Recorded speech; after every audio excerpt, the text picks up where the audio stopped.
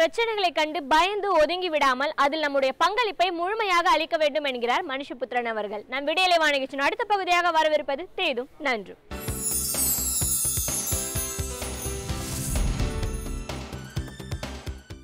வணக்கம் நண்பர்களே, இன்னும் ஒரு இனிய காலை பொழுதில் தீதும் நன்றும் நிகழ்ச்சியில் உங்களை சந்திப்பதில் மிக்க மகிழ்ச்சி அடைகிறேன். இயற்கையை ரசிப்பது, இயற்கையை கொண்டாடுவது, இயற்கையை தொழுவது, இயற்கையின் ஆனந்தங்களை ரசிப்பது என்பது ஒரு மிகப்பெரிய ஒரு கலை. பல சமயங்களில் இயற்கைக்கும் நமக்குமான உறவு என்பது மிகவும் ஒரு அழகான ஒரு அற்புதமான ஒரு உறவு. நாம் இயற்கையை நோக்கி செல்கிற போது, இயற்கையினுடைய பிரம்மாண்டங்களை நோக்கி செல்கிற போது இயற்கையை மதிக்க கற்றுக்கொள்வதும் இயற்கையை நாம் முழுமையாக நமக்குள் உள்வாங்கிக் கொள்வதும் மிக மிக முக்கியம். ஆனால் பல சமயங்களில் மனிதர்கள் இயற்கையை ரசிக்கிற விதம் என்பது, இயற்கையோடு இணைகிற விதம் என்பது, இயற்கையை சந்திக்கிற விதம் என்பது பல்வேறு கோளாறுகள் கொண்டதாக இருப்பதை நாம் பார்க்கிறோம். அப்படித்தான் நாம் தொடர்ந்து இயற்கையின் மீது ஒரு வன்முறையை செலுத்தக்கூடியவர்களாக அல்லது இயற்கையின் முன்னால் நம்மை நாமே ஒரு வன்முறையாளர்களாக மாற்றிக்கொள்வதாக நாம் தொடர்ந்து ஒரு அவலமான ஒரு சூழ்நிலையில் நாம் வாழ்ந்து கொண்டிருக்கிறோம். சமீபத்தில் பத்திரிகைகளில் வந்த ஒரு செய்தி, இந்த செய்தி ஆண்டுதோறும் வரக்கூடிய ஒரு செய்தி தான். அதாவது குற்றாலம் அருவிகளுக்கு வரக்கூடியவர்கள் குடித்துவிட்டு வந்தால் அவர்கள் மீது கடுமையான நடவடிக்கை எடுக்கப்படும் என்று காவல்துறையினர் அறிவித்திருக்கிறார்கள். அதற்காகவே அவர்களை பரிசோதிப்பதற்காக, வாகனங்கள் வருகிறவர்களை பரிசோதிப்பதற்காக பிரீத் அனாலிசைசர் என்று சொல்லக்கூடிய அந்த சோதனை கருவியையும் காவலர்களுக்கு அவர்கள் வழங்கியிருக்கிறார்கள். நான் மிக நீண்ட காலமாக குற்றாலம் அருவிக்கு சென்று வரக்கூடியவன். அந்த அருவியினுடைய பிரம்மாண்டம், அங்கு விழக்கூடிய அந்த நீர்வீழ்ச்சியினுடைய ஒரு தன்மை, அதனுடைய வசீகரம், அதனுடைய அழகு என்பது எனக்கு ஒரு மிகப்பெரிய அளவிற்கான ஒரு மன எழுச்சியையும் மன கிளர்ச்சியையும் அது கொடுத்து வந்திருக்கிறது. எப்போதெல்லாம் நான் அந்த அருவியின் முன்னால் நின்று கொண்டிருக்கிற போது இதைவிட மனிதனுக்கு ஒரு மிகப்பெரிய அளவிற்கு ஒரு உவகையை தரக்கூடிய மன எழுச்சியை தரக்கூடிய ஒன்று இருக்கிறதா என்று நான் வியந்து நின்றிருக்கிறேன். ஆனால் அப்படிப்பட்ட அந்த இயற்கையினுடைய பிரம்மாண்டத்தின் முன்பு மனிதர்கள் எப்படி நடந்து கொள்கிறார்கள் என்பது மிக மிக ஒரு வேடிக்கையான, சில சமயங்களில் அவலமான ஒரு காட்சி.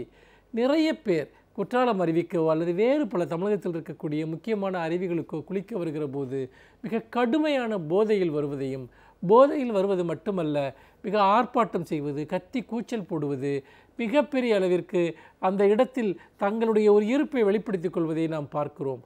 அதாவது இயற்கையே அதனளவில் மிகவும் ஆனந்தத்தை கொடுக்கக்கூடியது. அதில் ஏன் இவர்கள் இவ்வளவு பெரிய அளவிற்கு வேறொரு போதையினுடைய துணையோடு அங்கு வருகிறார்கள் என்பது பல சமயங்கள் எனக்கு ஆச்சரியமாக இருந்திருக்கிறது. அது மட்டுமல்ல, அந்த இடத்திற்கு வரக்கூடிய மற்றவர்களை, அதாவது குடிப்பழக்கம் இல்லாதவர்கள், பெண்கள், குழந்தைகள், இவர்களுக்கெல்லாம் அவர்கள் ஒரு மிகப்பெரிய அளவிற்கான ஒரு அச்ச உணர்வை ஏற்படுத்துவதையும் பார்த்திருக்கிறேன்.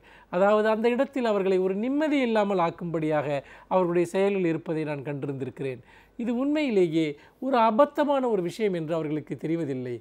பல சமயங்களில் அருவிகள் என்பவை ஆபத்தானவை. குடிபோதையில் அவர்கள் போய் அருவியின் ஆபத்தான இடங்களில் அவர்கள் நின்று கொண்டு குளிக்கிற போது வலிக்கு விழுந்து தலையில் அடிபட்டோ அல்லது வெள்ளத்தில் அடித்து செல்லப்பட்டோ அல்லது மலைப்பாறைகளில் மோதியோ இறப்பவர்கள் என்பது மிக அதிக அளவில் இருந்திருக்கிறது. ஏனென்றால் அருவிகளில் குளிப்பது என்பது ஒரு நிதானமாக, நீங்கள் கவனமாக செய்ய வேண்டிய ஒரு விஷயம்.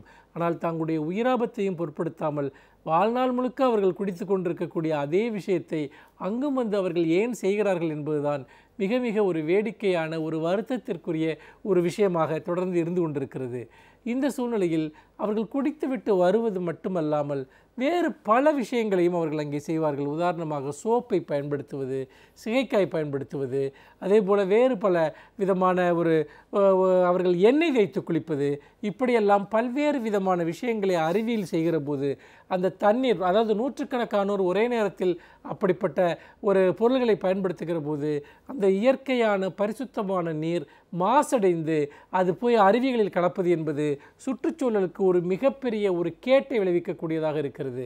அதே போல் இந்த சீசன் தொடங்கக்கூடிய நேரத்தில் இயற்கை இடங்களை, வாழ்விடங்களை, அருவிகளை நோக்கி செல்லக்கூடியவர்கள் அங்கு செல்லக்கூடிய மிக முக்கியமான ஒரு விஷயம், ஒரு பெரிய தவறு என்பது அங்கு கொண்டு போய் பிளாஸ்டிக் பொருள்களை பயன்படுத்துவது, எவ்வளவுதான் அதில் தடைகள் இருந்தால் கூட தயக்கமே இல்லாமல் பிளாஸ்டிக் பொருள்களை கொண்டு போய் அங்கு எறிவது, அதன் மூலமாக அதனுடைய சுற்றுச்சூழலை நாசப்படுத்துவது, குறிப்பாக அங்கு வாழக்கூடிய அரிய வகை வன உயிர்களுக்கு ஒரு மிகப்பெரிய தீங்கை ஏற்படுத்துவது, அந்த வன உயிர்களுக்கு அவற்றை சாப்பிட்டு அவை இறந்து போவதோ அல்லது பல்வேறு விதமான உபாதைகளுக்கு ஆட்படுவதற்கோ காரணமாக இருப்பது, அதே போல் அந்த அருவிகளில் இருக்கக்கூடிய நீர்நிலைகளில் கொண்டு போய் அந்த பிளாஸ்டிக் பொருள்களை போட்டு அங்கே வாழக்கூடிய மீன்களுக்கு ஒரு மிகப்பெரிய அளவிற்கு ஒரு தீங்கை, ஒரு விஷத்தன்மை உள்ள ஒரு பொருளை போடுவது என்று பல்வேறு விதமான செயல்களில் அவர்கள் ஈடுபடுகிறார்கள்.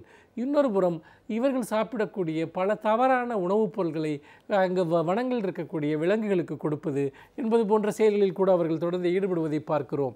இது எல்லாமே ஒரு விதத்தில் மனிதர்கள் இயற்கையின் மீது எத்தகைய ஒரு அத்துமீறலை செய்கிறார்கள், இயற்கையின் மீது எத்தகைய ஒரு வன்முறையை செலுத்துகிறார்கள் என்பதைத்தான் நாம் இதன் மூலம் தொடர்ந்து நாம் பார்க்கக்கூடிய ஒன்றாக இருக்கிறது. உண்மையில் இயற்கை என்பது நாம் இப்படி தொடர்ந்து துஷ்பிரயோகம் செய்வதற்கான ஒரு இடம் அல்ல. மாறாக இயற்கை என்பது அது ஒரு மிகப்பெரிய அளவிற்கான ஒரு ரகசியங்களை நமக்காக வைத்திருக்கக்கூடிய ஒரு அற்புதமான ஒரு பொக்கிஷமாக இருக்கிறது. அந்த பொக்கிஷத்தை நாம் எப்படி அணுகுவது, அவற்றினுடைய பரிசுகளை நாம் எப்படி பெற்றுக்கொள்வது என்பது அது ஒரு மிகப்பெரிய ஒரு கலை. நிறைய நேரம் மனிதர்கள் இந்த உலகத்தில் இருக்கக்கூடிய எல்லா இடங்களுமே தாங்கள் எப்படி வேண்டுமானாலும் பயன்படுத்துவதற்காக, எப்படி வேண்டுமானாலும் துஷ்பிரயோகம் செய்வதற்கான ஒரு இடம் என்று கருதி விடுகிறார்கள். அந்த ஒரு மனப்பான்மை தான் இயற்கையை அழிக்க வைக்கிறது, இயற்கையை துஷ்பிரயோகம் செய்ய வைக்கிறது, இயற்கையின் மீது ஒரு மிகப்பெரிய அளவிற்கான ஒரு தவறான செயல்களை செய்ய வைக்கிறது. இயற்கை என்பது ஒரு பாதுகாக்கப்படுகிற போது மட்டும்தான், இயற்கை என்பது மதிக்கப்படுகிற போது மட்டும்தான், இயற்கை என்பது கொண்டாடப்படுகிற போது மட்டும்தான் அது நமக்கான ஒன்றாக இருக்கும். இல்லாவிட்டால் நம்முடைய மனக்கோளாறுகள், நம்முடைய வாழ்வியல் கோளாறுகள், நம்முடைய தவறான அணுகுமுறைகளின் காரணமாக நம்முடைய உலகத்திலிருந்து, மனிதர்களுடைய உலகத்திலிருந்து பல தீங்கான செயல்களையும், ஒவ்வாத செயல்களையும், தவறான பொருள்களையும் இயற்கையினுடைய தனித்துவமான இடங்களில் கொண்டு போய் எறிவதும் அவற்றை அங்கே கொண்டு போய் செலுத்துவதும் என்பது இயற்கையினுடைய சமநிலையை குலைக்கிற ஒன்றாகும். பல சமயங்களில் இந்த பொறுப்பற்ற செயலின் மூலமாக நாம் என்ன செய்கிறோம் என்றால், நாம் நம்முடைய குழந்தைகளுக்கு, அடுத்த தலைமுறையினருக்கு இந்த இயற்கையினுடைய பரிசுத்தமான பரிசுகள் கிடைக்க விடாமல் செய்கிறோம். அவற்றை அழித்து விடுகிறோம், அல்லது அவற்றினுடைய ஒரு தனித்துவத்தை நாம் கொன்று விடுகிறோம் என்பதுதான் இதில் நான் முக்கியமாக பார்க்கக்கூடிய ஒரு முக்கியமான ஒரு விஷயமாக இருக்கிறது.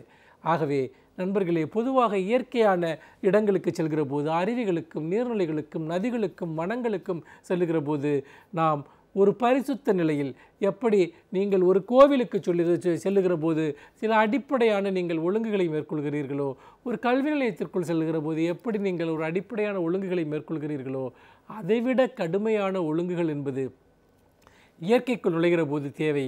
அப்போதுதான் இயற்கை உங்களை தன்னளவில் விடுதலை செய்யும்.